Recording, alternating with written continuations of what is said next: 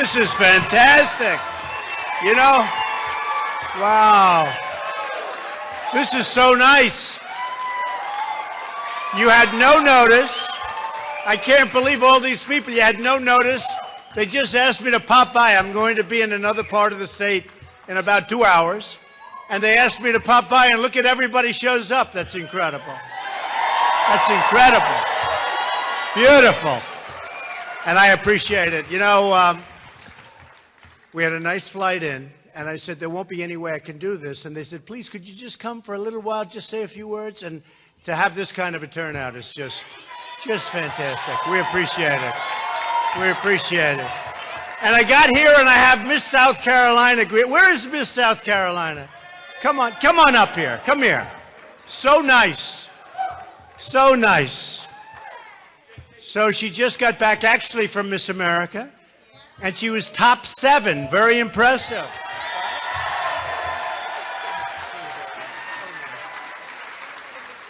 And she has a fantastic voice. Would you like to see? I wouldn't mind. I'd rather have her sing than me talk, if you want to know the truth. Well, I want to just congratulate you, darling. It's a fantastic job. Great going.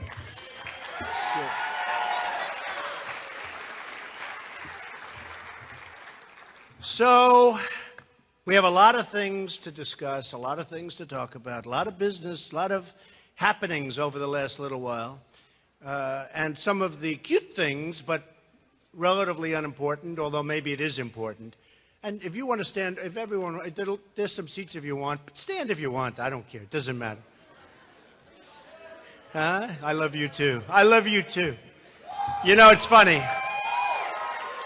We talk about the press, and it's very interesting because I got here. We have all these great stories coming out. The polls are through the roof. You see what happens with the crowds on 10 minutes' notice. But the polls are through the roof. And here's one that they just reported, right? A poll. It's from Florida. Just came out. And here's the headline to show you about the press. Marco Rubio, who, by the way, has the worst attendance record in the U.S. Senate, has got the #1 worst attendance record, and they want him to be president, right? Marco Rubio passes Jeb Bush in the Florida poll. That's the headline. Big story all over. So it says Marco Rubio passes Jeb Bush in the Florida poll. So I say, oh, that's too bad. I guess I thought I would do well in Florida. And then the first sentence is, Donald Trump is the winner. But I'm not in the headline. No, think about it. So here's the story. Rubio passes Bush, headline, big headline. But Trump has 31.5%. Rubio has 19.2%, and Bush has 11.3%, but I'm not in the headline. Now, that tells you about the press, right? Do you think there's a little bit of a problem, maybe, that they have with me? I don't know. Here, you can, who wants it, right? Here, you got it. Give it to her. Then, one that is even more bothersome, frankly, is Boeing. So Boeing, and I've been talking about this for a long time, Boeing is going to sell 300 jets to China, but as part of the deal, they're going to set up a massive plant in a big section of China. They're going to build planes over in China. And you tell me why. Why aren't they building them here and sending them? They're building them over there. They're going to build them over there. Believe me, that'll end up being their biggest. That'll end up being their best.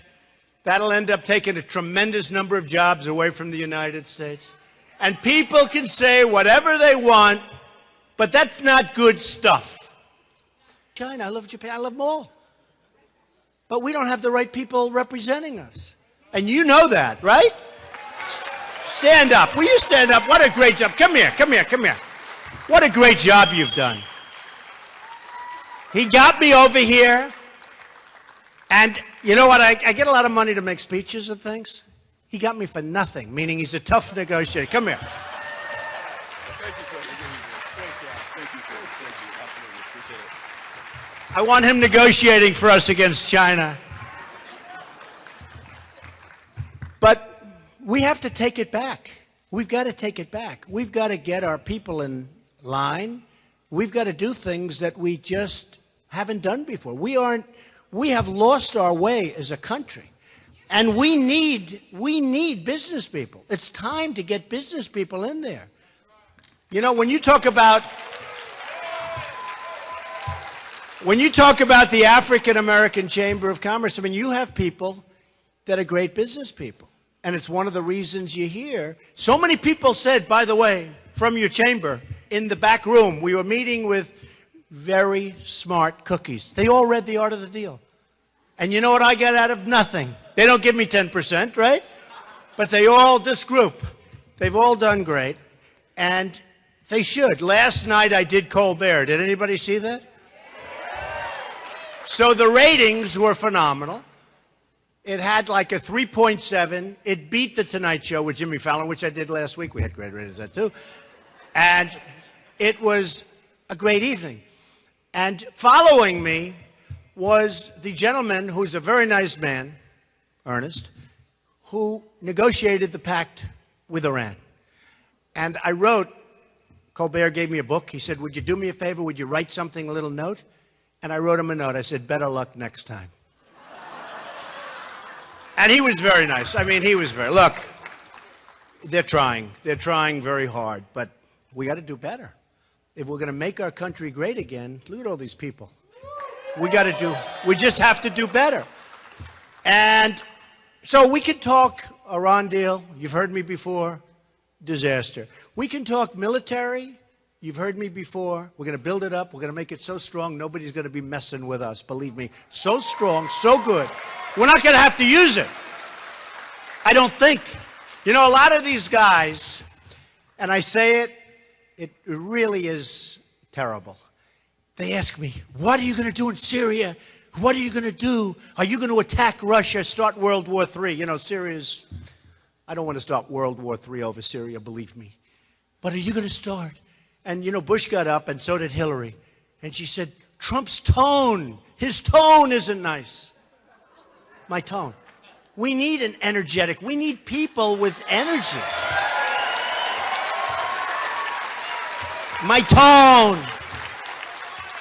And, you know, they get up, and we need people that are somewhat unpredictable. I had an article recently, and it was said great things about me from a financial standpoint. Trump's really smart. He's really great. They actually used the word genius, but I won't say that because I don't want to. But they said one of the people that competed with me and actually lost said he's totally unpredictable. You never know what he's going to do. And that's a good thing. That's not a bad thing. That's a good thing. And I saw the other day where Marco was saying that I don't know that much about foreign policy. And I said, wait a minute. I don't like telling people what I want to do all the time. Does that make sense? I am the only one on that stage the other night, which I had a great time, but it shouldn't have been 3 hours. Who ever heard of a 3-hour? You know what happened with CNN? No. Now they're going to turn off their live feed. But you know what happened with CNN? CNN sold out the first 2 hours at record numbers. And they did records, the largest broadcast in the history of CNN. Think of it, with all the wars, this was number one. I wonder how many people would have been watching if I wasn't there. What do you think? Like three? So CNN was supposed to get $4,000, I guess, for a 30-second ad. Who knows? But it was supposed to be $4,000. And I think it went to $250. Would you say? They said it was a 4,000% increase, but then they said it was actually higher than projected. That's good by any standard. And they said, you know, I can't blame them. They said, who cares about these people? Who cares about even our audience? Because nobody wants to watch for 3 hours. But they said, we just sold out the first 2 hours at record numbers. So let's let these suckers stand up there for another hour in a room that was 100 degrees. That room was hot. I mean, poor Chris Christie. No, it's true. It's true. No, he's a nice guy. It wasn't fair. It was an amazing thing. I was like a piece of water. Rubio, I've never seen a young guy sweat that much. No, I've never seen, he's drinking water. I never saw anything like this with him with the water. And everybody, Huckabee, nice guy. He was seriously hot. He was soaking wet. I grabbed him around his back. I said, good job. And it was soaking wet. He was drenched. So they had us up there for 3 hours. And it was, I really had a good time. And every poll, every single poll, Drudge, Time Magazine, Slate, every poll said that Trump won the debate. Right? They all said, thank you, thank you. But the pundits don't say that. They really hate me. The pundits don't say that. The people say it, but the pundits. But then you're right. She just said, who cares? It's true. I tell these stories like I tell the story here on the Florida poll because the people, the thing I've learned more, and I said this to somebody the other day, the people are really smart. They really know what's going on. They don't believe. You would think if I'm sitting home watching television and I heard some of these people speaking, you would sort of, oh, that's right. That they don't believe the things that are said. They really are smart. The people that are watching, like the debates and everything else, I am so impressed. And I think more than anything else, that's what's impressed me most, is how really intelligent the public is. It's incredible. No, it's incredible. Thank you. So it's been an amazing journey for me. It's been a lot of fun. I never thought I'd be a politician in my life. He said, I'm not. Yeah, I guess you're right. I'm not. I refuse. I refuse. So here's a poll that came out recently that I love because generally Republicans do not do well with African Americans. Do we agree in terms of voting? Okay? But here's one. Trump receives 25% of the black vote in general election matchup. 25%. Now, and that's in the general election. A very respected poll. Now, that's 25% of the black vote. As somebody said who's very much into this stuff, they said if you get 25% of the African-American vote, the election's over. You win. It's unheard of. It's unheard of. And I have a lot of friends, African Americans in New York. They say, you're going to get most of the vote. I was actually disappointed with the 25%. And the standard number is like 9 or 8. What is it, like 8%? But they say the election's over. And there's another group. A lot of people didn't get up and vote for Mitt Romney. They didn't get up. They just stood home. And I don't exactly know why, but they stayed home. And you would have thought, had they voted, Romney would have won. Had they voted, but they didn't vote. So something happened. And it was just a lack of something. It was a lack of appeal. Why? What? He calls it low energy. No, that could happen again, but with somebody else. Such an important term, energy. It's such an important term in so many different ways. You can be great. You can be wonderful. You got to have that boom. You got to have that enthusiasm. And if you don't have it, it's just not going to happen. It's just not going to happen. So when I saw this, I was so happy. I was so thrilled to see it. Now, super PACs. I've been watching this whole process play out. And I've been saying, as you know, I'm self-funding my campaign. When I come here, when I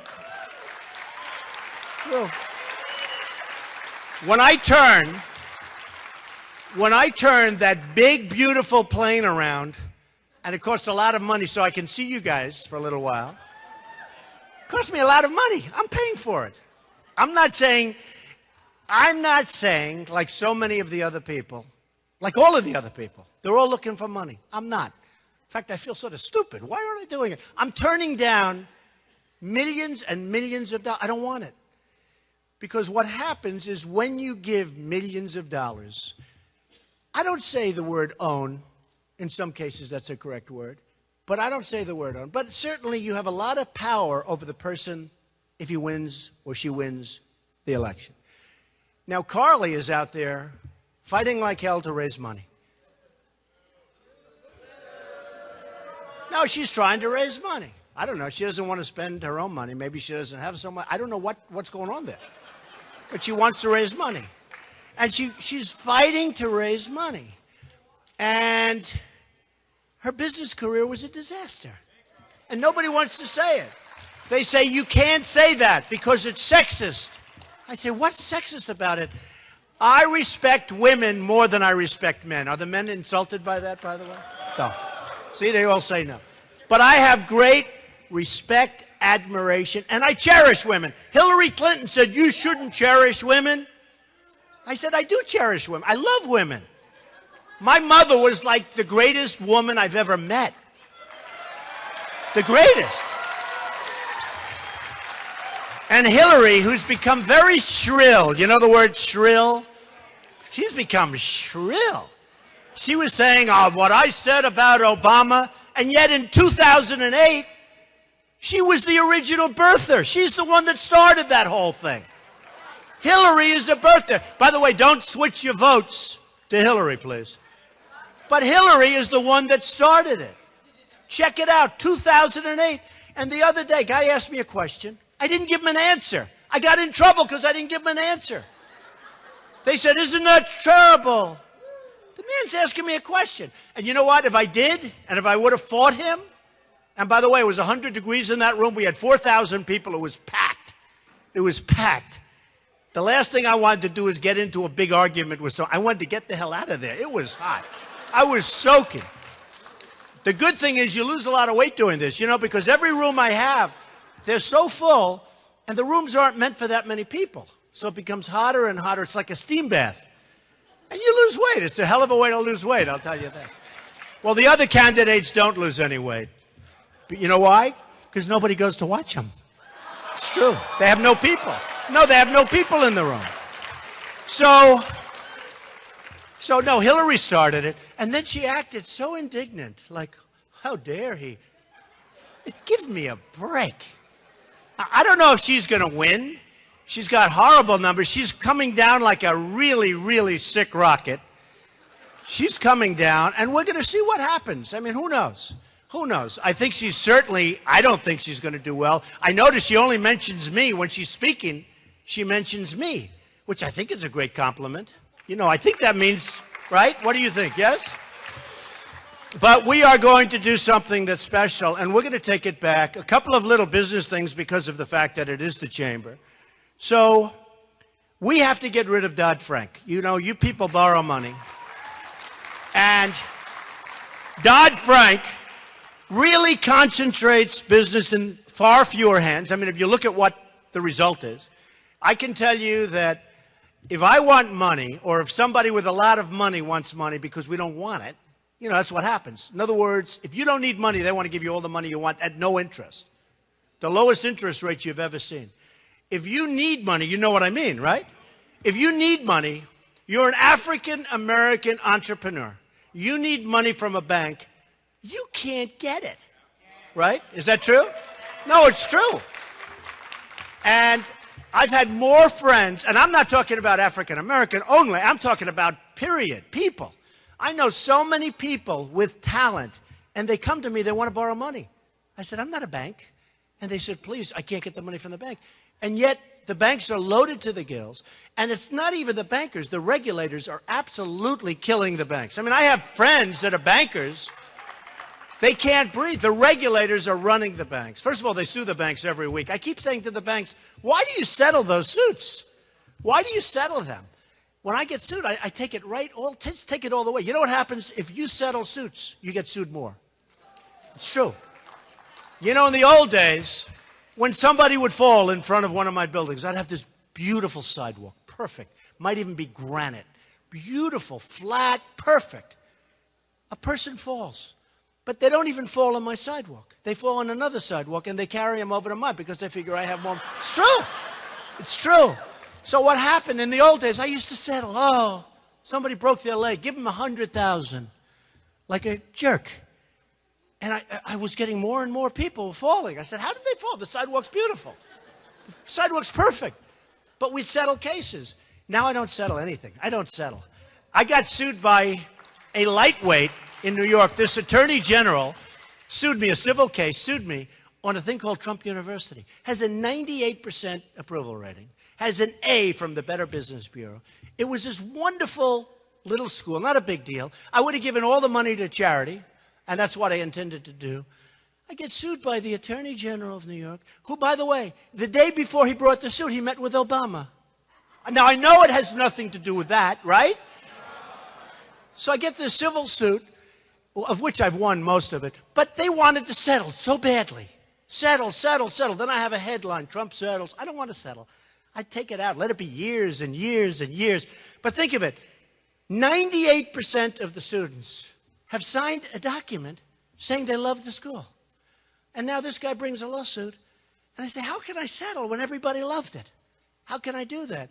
So what happens is I go to court. You get a little bad press because the press doesn't want to write about the 98%. They don't want to write that you got an A from the better. I got an A. I have a school.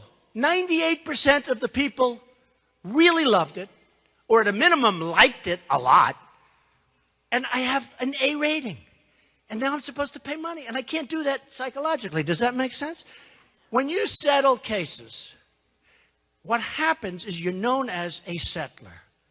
And people come at you. And I told one of the big banks, they're always settling cases. A guy gets paid like $40 million a year to run a bank. Okay? You know, it's one thing if you build your own business and you make a lot of money. But it's another thing. You take over a bank and you get paid a lot of money. Okay. But he makes a fortune. And he's always settling cases. Settled one for $1.8 billion. Settled another one for $4 billion. I don't even know, where do they get all this money to settle these cases? But you hear they're being sued by the regulators. 2 weeks later, they settle. I said, get yourself a really good lawyer and let him fight it for the next 10 years. Because every time they settle the case, 2 weeks later, they get sued again. Because they're known as weak, pathetic people. It's true. It's true. And he tells me, here's the excuse, Don, we're a public company, and we don't like this hanging overhead. I said, you gave $2 billion. I mean, there's some at $10 billion, $7 billion. You know, a lot of times you'll settle a case because the legal fees are more than the case. I can't even do that. Because mentally, psychologically, I had a case in Chicago. A woman gave me, these are approximate numbers, gave me $500,000, and she wanted to, and it's sort of interesting, I mean, because it's life. This is life. Do you like this stuff? This is better than some guy talking about nonsense, right? Now, the press will say, oh, he didn't talk about something that nobody wants to hear about in this group. We have young, smart people. We have entrepreneurs. They want to hear this stuff. Am I correct, Chamber of Commerce? This is better. I get sued in Chicago by a vicious, vicious woman who happened to be elderly, but she was vicious. So right away, I'm like in a bad position. So she puts up like something like $500,000 to buy an apartment from me in Chicago, and the market collapsed. So she got the money up. It's called buyer's remorse, you know, change. So she puts up the money. She's very happy. The apartment's beautiful. Market collapsed. Doesn't want to close. So let's say, I don't know the exact numbers. Let's say the apartment's $2 million. But she didn't want $2 million. She wanted $5 million. She didn't want $500,000. She didn't want her deposit back. I wouldn't have given it back, by the way. No, I wouldn't have given it back. But even if I wanted to, so she puts up $500,000, and I think she wanted like $4 or $5 million. I said, for what? Well, the ceiling wasn't painted the color. You know, I mean, all excuses. Right? All excuses. And I said, I'm not going to settle. The press loved it. You probably remember the case in Chicago. So now they say, there's no way Trump is going to take over. And the woman was, I think, like 80 when she sued me. I think she was 87 when I won. Can you believe it? No, I think the case lasted for years. And then I had to go to court. And they said, we'll reduce the number. By the way, the building is incredible. It's an incredible building. It's not like it's a defective building, because if it was, that's a different ballgame. But I build good. What I really know, and I'll build the greatest wall you've ever seen. I built it. So the woman wants far more than even the cost of, for what? For psychological distress. Okay? And anyway, I said, we can't settle this. Now, for me to go to Chicago for 2 days, I was a witness for like a full day and more than that. That's a big deal. The press was eating it up because they're going to see an 87-year-old woman. Remember, she was much younger when it started. But even though she was 87, and I'll say it, she was a horrible human being. She was horrible. So she was just a vicious, and by the way, she was rich. She had a lot of money. And she said, oh, I didn't know this, I didn't know this. And then we found a letter where she knew everything. All of the things she didn't know about, they wrote a letter asking for these things before she closed. And then she closed when we said, no, we're not going to give you any of those things. And then she used that. It was unbelievable. The press was devastated when I won unanimously in a jury trial. Had a very fair judge, although I thought it should have been thrown out on summary judgment, to be totally honest with you. But I won the case. The point is, when you're known as a settler, you're known as a patsy. Do you know what patsy is, right? Now, if we would have had that thinking, because it's a mindset, and I'm not sure if you're born with that mindset, if you develop it, you can certainly develop it to an extent. But it's no different than Michael Jordan was a great player when he first laced up his shoes, right? I mean, he was good. They were talking about a certain golfer. Nobody remembers this, but he was an older golfer. And his name was Julius Boros. And he won the U.S. Open maybe once or twice. He won the U.S. Amateur. Anybody hear of Julius Boros? He had that slow, beautiful swing. Slow, beautiful. And he didn't start playing golf until he was like 23 years old. And he was an accountant in Westchester, an accountant. And he'd go with his friends to the driving range for lunch. And his friends would hit balls. And then he'd go and leave. He'd never hit because he didn't play golf. And they kept saying, Julius, hit balls, Julius, hit balls. He wouldn't do it. Then after about 3 or 4 days, he said, okay, I'll hit some. In one day, in one little lunch, he was better than all of those guys. It's called talent. He was better than all of them. And he won the U.S. Amateur like a year and a half later. You guys know what I'm talking about. He won the U.S. Amateur a year and a half later, and then he became a pro. He won the U.S. Open. I mean, he was a great golfer. But there's a certain natural ability that people have, no different in business. There are people in here that are phenomenal business people. And there are people that can get better. And there are some people that can't even get better. Do we agree, fellas? There's some people they won't. Okay? They're not going to get better. But we have negotiators for us that are people that really are not natural. They're not good. I don't even know if they want to get better. I don't know what the purpose of these deals are. But we need help in this country. And I can tell you this. If I win, this country, good, thank you.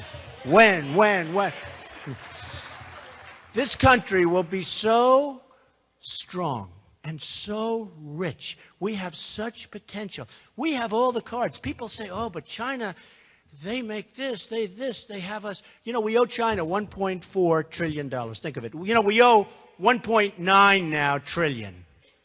1.9 trillion. Nobody even knows what does anybody know what a trillion is? Add it up. How many hundreds of millions is a trillion? No, think of it. Most people don't even know what it is. This was a name 10 years ago. You never even heard the word trillion. Now it's like commonplace. But China, Japan, Mexico is becoming the new China. They are taking our business. Nabisco's moving into Mexico now. I'm not eating Oreos anymore, believe me. Ford, or many of the car companies are going in. But that's not going to happen with me. We're going to have a great relationship with Mexico. But that's not going to happen with me. We're going to have fair. I want the jobs here. But think of it. So China, it's impossible for us to do business with them. As per the article, Boeing is going to get an order, but they're going to build a plant. And I guarantee you, China said, we're going to order planes, but for us to do that, we want you to build a massive plant. Well, what the hell good does that do us? That means that in a few years, they're going to be making the planes in China like they're making everything else. We've got to put a stop to it. We've got to put a stop to it. So, if and when, I'll say if and when. Because, you know, if I say when, you got all those cameras back there. If I say when, they're going to say, he's so arrogant. He's so arrogant. I'll tell you another funny poll. I'll tell you another funny poll story. The other day, a number of polls came out. And they came out, and they were all good. CNN was good. It was 24%. NBC was 29, almost 30%. Then you had Zogby, which was, I think, 32 or 33%. And you had another one at 32 or 33%. They're all like really high, killing everybody. Now, in CNN, I was beating everybody pretty badly. But that's the only poll they showed. They didn't show the other ones. I said, I wonder why, right? So we're fighting, there's a whole big thing going on. We're fighting something that's very, very unique. But so I'm going to say, if and when I win, this country is going to be so strong. It's going to be so rich. We're going to have so many jobs. You have to understand that our blood is being drained out of us by other countries with their devaluation of the currencies. They're draining us. You know, we make product better than China. If you look at our furniture, well, you know, from South Carolina, from North Carolina, you know the great furniture. If you look at our furniture, if you look at all of our, we do better. We do better than, it's better quality. I have a friend, he just ordered a massive amount of furniture from China. He's going crazy in a hotel. People sit in the chair and the chair breaks. It's like, they go down for the count. But they devalue their currency and they make it impossible for our companies to compete. And we can't let that happen. We can't let it happen. When Japan sells us thousands and thousands of cars, millions of cars, and they come in, I was in Los Angeles a few weeks ago, biggest ships I've ever seen, biggest I've ever seen. And they're floating in cars. We sell them beef. And then when the beef gets there, they don't want it. Now, you tell me about beef that's sitting there back and forth for a couple of months. I don't want it. Maybe that's why they call it Kobe beef. It's aged. You know, maybe. No, it's aged beef. And they charge more money for it. But, no, think of it. We sell them beef and things like that. But it's a tiny fraction compared. And then we have a trade deficit of the kind of money that I went over. And when we have the proper negotiators, and I know the best in the world, they're all calling me. You got to give me a couple of names. I want a couple of really good African-American negotiators. Stand up. Do you want to do it a little bit? I'll take you right now. I'll take you right now. I love that. And you have some great negotiators. I know that. But I have guys call me the biggest people in business. Because, you know, nobody thought I was going to run. They said, why would he run? He's got this wonderful family, wonderful company. Why would he run? Why would he put himself through this? And I'm actually asking that question myself. But why would he do it? And nobody thought I was going to run. And they weren't even polling me. They weren't putting me in polls. And my wife said, you know, if you run, you know you're going to win. She's actually very smart. No, it's true. Because I see the way people react. But if they poll you before you announce, you're never going to get anything because, frankly, nobody believes you're going to win no matter what. Nobody believes. And it doesn't matter if you say, I'm running, I'm telling you. If they say Donald Trump is running, will you vote? They're saying he's not running. But she said, you know, if you actually announce, you're going to win. I said, all right. Now, a few people told me that. But my wife said it very strongly because she's with me and we go out and we have a lot of fun and people go sort of crazy because they want help. They want to see this country be strong and they want it run by smart people. They want it run by smart people. So I announced and immediately, in fact, some people still didn't put me in the poll. They said, well, he's just doing this to build up his brand, build up my brand. Macy's canceled me because they thought I was too tough. Macy's, they were very loyal. You know, one of my best friends was the head of Macy's. Donald, I hear we're going to have pickets in the front of Macy's. Oh, that's a horrible thing. Could I cancel your ties? I said, cancel them. They're made in China. Who the hell cares? True. Now, Macy's, I will tell you, Macy's was very disloyal. And, you know, a number of others. I mean, I had to sue, as you know, Univision. Which suit is pending? Which suit I will win a lot of money. They broke a contract. They never even sent me a letter for the Miss Universe pageant. And as you know, I sold Miss Universe recently to IMG. I'm very happy with that deal. I mean, it was a great deal, wonderful deal, and wonderful people. And I bought NBC out and I sold, and it was great. But, you know, we need the kind of people that will never let us down. They never. And if they're going to let us down, we want to know it beforehand. But what's happening is I'm getting calls from all of these the biggest people in this country. And they're the best negotiators in the world. You know, we have the best people. Our government doesn't let them act. You know, we have Carolyn Kennedy representing us against Japan, okay? And, you know, she's a nice person. You know why? I've told this before because my daughter likes her. Ivanka likes her. And I like Ivanka. Do we all like Ivanka? I love Ivanka. But she says she's a very nice person, Dad. I said, I don't care about a nice person. I don't want nice people. I want bad people. I don't care who they are. I just want great. They can be nice. They can be horrible. I want great negotiators. And we're going to have the best negotiators. But the biggest people and the best negotiators, people that have made a fortune, are calling me, Donald, I'd like to help. I want to help you. They see that they think I'm going to win. Otherwise, they wouldn't waste their dime. Believe me, right? If they thought I'm what, they're not calling. They're not wasting any time. But I've got guys that are so good that when I put one in charge of China, one in charge of Japan, I'll handle Ford. Oh, that was such an easy one. You all know that, sir. I'm not going to tell you, but that's too easy. That'll only take a few hours. I just have to wait for the call back saying, we'll move back to the United States, Mr. President. Mr. President, we're moving back to the United States. But I have the greatest negotiators in the world ready to go. Ready to go. Now, Jeb, look, not going to happen. And, you know, I think he's a nice person.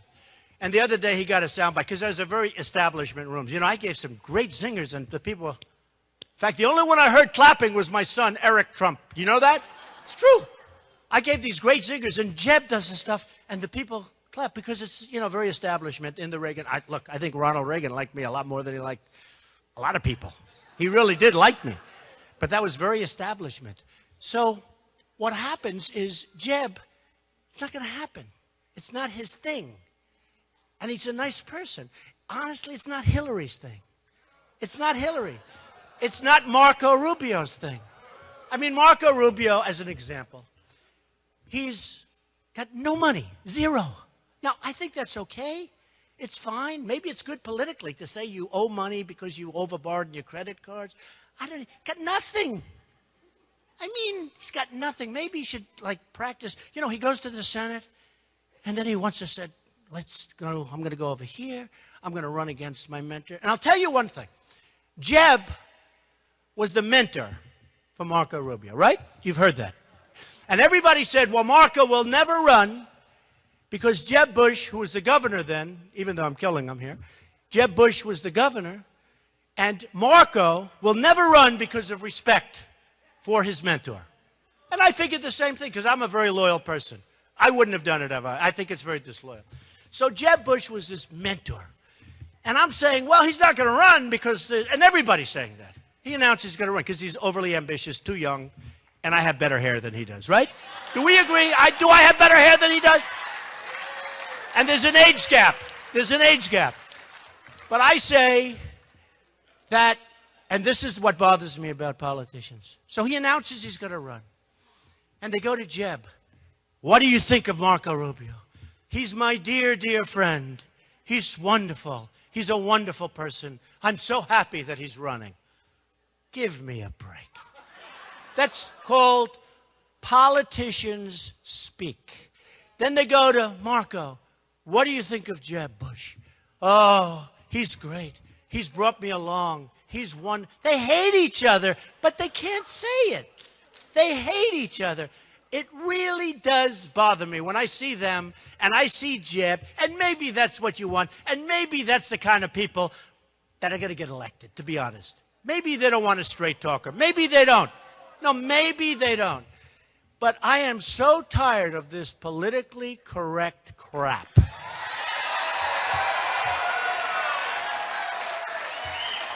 Just tired of it.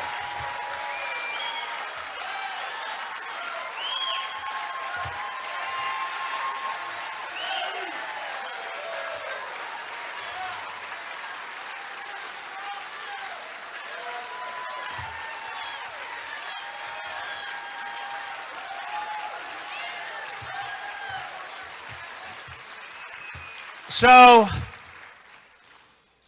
we're going to go out. We're going to fight hard. I'm not taking money, as I said before. And I am going to win, and we're going to turn our great country around, and we are going to do something. We are going to do something that maybe has never been done before, but we're going to turn it around. We're going to make it great again. You're going to be so proud that you were in this room. And now I better get back on that plane and get the hell out of here, because I have other people from South Carolina that are waiting for me. But I appreciate it. And I really do. It was a quickie, and I love you all. And we're going to do it. And thank you to the chamber. I appreciate it, fellas. Thank you. Thank you, everybody. Thank you. Thank you very much.